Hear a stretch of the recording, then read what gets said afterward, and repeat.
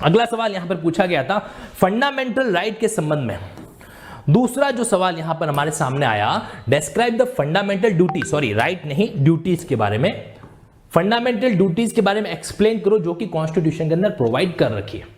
अब fundamental duty यानी कि आर्टिकल 51A, हमारा जो आर्टिकल 51A जिसको 42nd अमेंडमेंट के द्वारा संविधान में ऐड किया गया था, है ना, अब वहां से लेकर अभी तक जितनी भी ड्यूटी 42nd अमेंडमेंट जिसके साथ साथ में 86 अमेंडमेंट का भी जिक्र होगा ना, 2002 के अंदर आया था।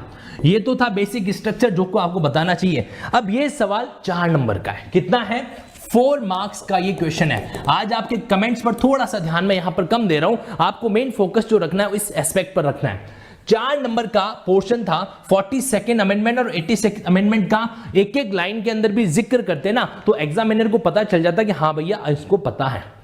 अब बात ये आती है कि 11 फंडामेंटल ड्यूटी किसको याद रहे, 11 टोटल कितनी है, 11, 1 2 3 4 5 6 7 8।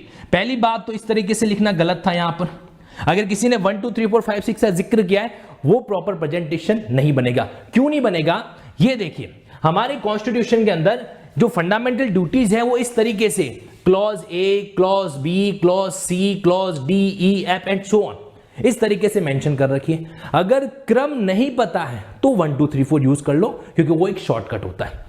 लेकिन अब इनको इस्तेमाल करने के लिए, अब जैसे था आइडियल्स का सम्मान करना चाहिए, नोबल आइडियल्स जो हैं, देश की सॉवरेनिटी यूनिटी को फॉलो करना चाहिए, नेशनल सर्विस रेंडर होनी चाहिए, कॉमन ब्रदरहुड की स्पिरिट होनी चाहिए, रिच हेरिटेज को प्रिजर्व करना चाहिए, नेचुरल एनवायरनमेंट वाला पॉइंट आ जाएगा, हैम्पर जो हमारे साइंटिफिक वगैरह हैं उनको प्रॉपर मेंटेन करना, पब्लिक प्रॉपर्टी को सेफगार्ड करना, एक्सीलेंस की ओर आगे बढ़ना, एजुकेशन के लिए इक्वल अपॉर्चुनिटी देना।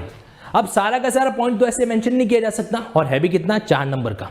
कितना है, 4 नंबर का। ऐसे केस में वो ट्रिक जो हमने क्लासेस के दौरान पढ़ रखी है, आप में से वो स्टूडेंट जिन्होंने मेरी क्लासेस अटेंड कर रखी उनको पता होगा 51A के बारे में एक छोटा सा ट्रिक बता रखा है, और अगर ट्रिक माइंड के अंदर है तो एग्जामिनेशन के दौरान में ये हमारी हेल्प करती है। अच्छा, नए कैंडिडेट्स जो एग्जामिनेशन देने जा रहे हैं जुडिशरी का आने वाले टाइम के अंदर, अच्छे से सुन लो, इस तरह के सवाल भी पूछे जा सकते हैं। सीधा पूछा जा सकता है कि बताओ, लिस्ट बताओ 51A के अंदर कौन कौन से फंडामेंटल ड्यूटीज हैं, उनको मेंशन करो, उनकी लिस्ट बताओ। तो ऐसे केसेस में एक छोटा सा ट्रिक मैंने बताया था कि कॉन्स्टिट्यूशनल व नोबल आइडियल से देश की सॉवरेनिटी को डिफेंड करना व हार्मोनी की हेरिटेज से इन्वायरमेंट में ह्यूमनिज्म की प्रॉपर्टी को एक्सेल करने की एजुकेशन देना फंडामेंटल ड्यूटीज है। अब ये 3-4 लाइनें क्या, ये डायलॉग होता है। एक्चुअल में डायलॉग थोड़ा बहुत याद रह जाता है कई बार एग्जाम के दौरान, और उस समय ये हमारी बड़ी हेल्प है जो करता है।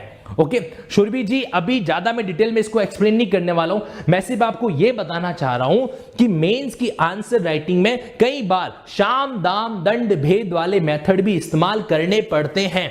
ओके कई बार ट्रिक्स को भी अप्लाई करना पड़ता है, इसलिए क्योंकि एग्जाम में इस तरह के सवाल भी हमारे सामने आ जाया करते हैं। ये क्या था आपका, ये था दूसरा सवाल जो एमपीसीजे के मेंस में पूछा गया। मेंस एग्जाम की आंसर राइटिंग रिगार्डिंग ये जो वीडियो आपने देखा है ना, ऐसे और भी कई सारे पार्ट्स अगर आप चाहते हैं कि मैं अपलोड करूं तो मुझे कमेंट बॉक्स में ज़रूर बताइएगा। एक स्पेशली मैंने आप लोगों के लिए एक वीडियो और बना रखा है जिसमें मेंस एग्जाम के 5 ऐसे मूल मंत्र आप स्क्रीन पे देख पा रहे हैं। इस वीडियो का लिंक भी आपको डिस्क्रिप्शन मिल जाएगा, यानी कि मेंस एग्जाम को क्रैक करने के वो 5 स्पेशल ट्रिक्स और फॉर्मूला क्या होता है जिन्हें हमें हमेशा ध्यान रखना होता है। तो ये भी आपके लिए एक ज़रूरी वीडियो है।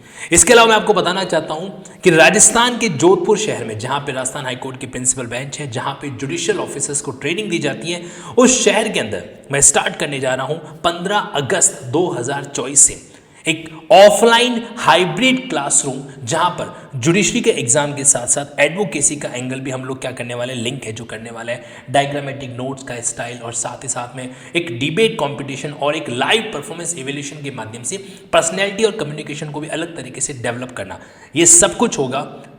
इस ऑफलाइन बैच का प्राइस क्या रहने वाला है वो सारी डिटेल मैं आपको बता देता हूँ। इस ऑफलाइन प्राइस का आपका रहेगा 82,000 प्लस जीएसटी, यानी कि 12 मंथ का कंप्लीट ऑफलाइन सेगमेंट, जिसमें आपके टेस्ट सीरीज इंक्लूड है, जिसमें आपके हार्ड कॉपी जो नोट्स हैं, लिंकिंग नोट्स एक्सक्लूसिवली मिलने वाले हैं इसके अंदर, वो इंक्लूड है इसके अंदर। साथ ही साथ में आप लोगों के लिए जो मॉक इंटरव्यू कंडक्ट होगा फ्यूचर के अंदर, वो भी इसके अंदर इंक्लूड है। और इतना ही नहीं, ऑफलाइन के इस 1 ईयर के साथ में 24 मंथ यानी कि 2 साल का आपको ऑनलाइन एक्सेस भी अनअकैडमी ऐप का मिल जाएगा।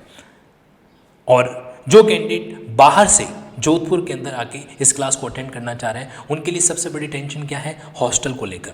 तो इसलिए ऐसी एक लिस्ट मैं आपको प्रोवाइड कराने वाला हूं जिनमें आपको गूगल ड्राइव का लिंक भी होगा, आप उस हॉस्टल के पर्टिकुलर रूम्स वगैरह के फोटोज़ वगैरह देख सकते हैं। और ये जो भी हॉस्टल्स होंगे वो बिल्कुल वॉकिंग डिस्टेंस यानी कि near by two the offline centre पर है जो होंगे। तो इंतज़ार किस बात का, अगर आप चाहते हो कि ऑनलाइन के अंदर जो एनर्जी आप लोगों ने इस सेगमेंट के अंदर ऑब्जर्व की है उसकी डबल एनर्जी ऑफलाइन के साथ जुड़ के अपनी प्रिपरेशन को मजबूत बनाना है, तो आइए let's crack the judiciary at offline classroom with linking loss.